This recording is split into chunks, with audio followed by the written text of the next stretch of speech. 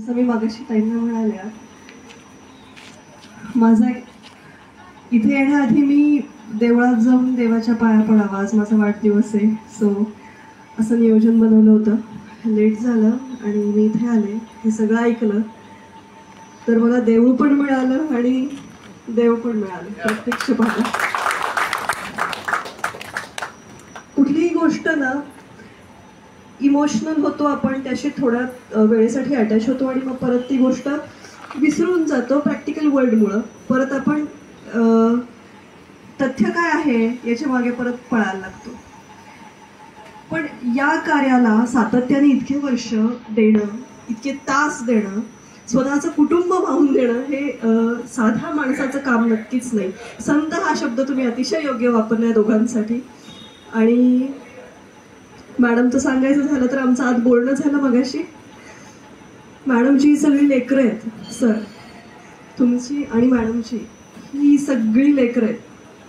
आणि हे देवानी तुम्हाला सिग्नल दिलेला आहे. मला ताईंनी सांगितलं मध्ये काय झालं ते.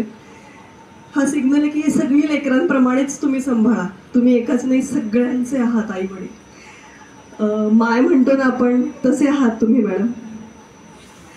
आणि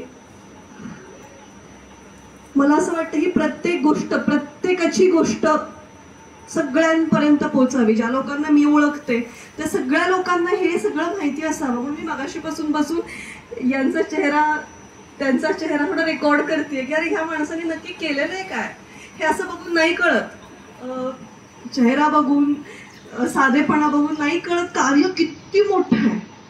म्हणजे जसं सर मगाशी म्हणाले, धन संचलित करून, धनाचं स्टोरेज करून आपण फक्त इथल्या गोष्टी व्यवस्थित मॅनेज करू शकतो, पण तिथे जाऊन तो हिशोब वेगळा असतो.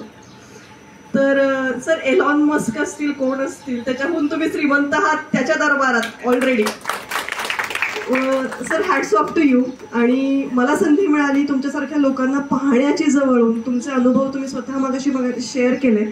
मॅडम, तुमच्यासोबत बोलण्याची संधी मिळाली याबद्दल खूप खूप धन्यवाद. आणि पाहते माझ्याकडून मला जेवढं काही करता येईल तेवढं, पण सर सांगू का, ते फार थोडं असणार आहे तुमच्या पुढे. आणि डॉक्टर सर, प्रत्येक फील्डमधले विविध व्यक्ती आपल्यासमोर बसलेले आहेत. मॅडम तुम्ही तुमच्या परीने तुम्ही जे योगदान दिलंय हे आपल्याला ईश्वराने दिलेली संधी आहे की चांगले कर्म आपण करू शकू. Hats off to you all also. Sir तुमचं मी आता भाषण ऐकलं, ते सोपं नसतं करणं. त्या तुम्ही म्हणालात ना की तुम्ही तुमचं काम केलं, ऑपरेशन केलं, पण मॅडमने 4 दिवस खाऊ घातलं ना सर, ती आई करू शकते. म्हणजे डॉक्टर एकीकडे आणि मातृत्व एकीकडे राहिलं. Thank you madam. आणि वाढदिवसानिमित्त फार मोठं गिफ्ट मला आज मिळालं या सगळ्यांना भेटून, त्याबद्दल धन्यवाद सर, मॅडम. आणि मानसोपचार तज्ज्ञ सर, आपण जे काही बोललात ना याची गरज ॲक्च्युली खूप जास्त आहे. आणि शहरांमध्ये ती जास्त वाढत चाललेली आहे. कारण प्रॅक्टिकॅलिटीकडे आपण ना मटेरियलिस्टिक जास्त झालेलो आहे.